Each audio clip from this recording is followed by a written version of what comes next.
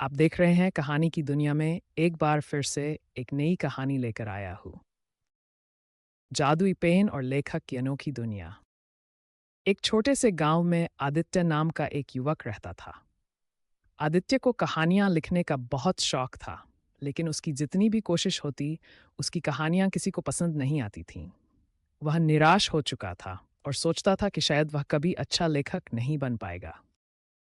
एक दिन आदित्य एक पुरानी किताबों की दुकान पर गया। वहां उसने एक पुरानी धूल भरी किताब देखी। जब उसने किताब खोली तो अंदर एक सुंदर प्राचीन पेन रखा हुआ था, जिस पर नक्काशी की गई थी। दुकानदार ने आदित्य से कहा, यह पेन सिर्फ उन्हीं के लिए है जो सच्चे दिल से कहानियां लिखना चाहते हैं।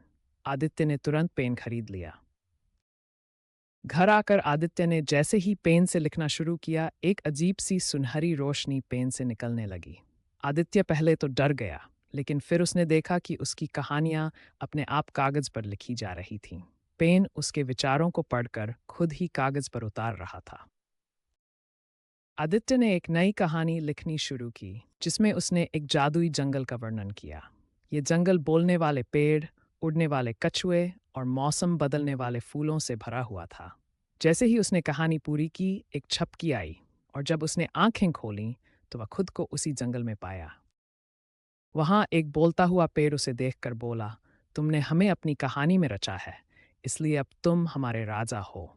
आदित्य को अपनी आंखों पर विश्वास नहीं हो रहा था। उसने पेड़ से बात की, कछुए के साथ उड़ा और फूलों से मौसम बदलवाया। लेकिन तभी एक विशाल राक्षस वहां आ गया और गरजते हुए बोला, मैं इस जंगल का राजा बनना चाहता हूं। तुम्हें हराना होगा, वरना मैं सब कुछ नष्ट कर दूंगा। आगे देखने के लिए चैनल को सब्सक्राइब करें।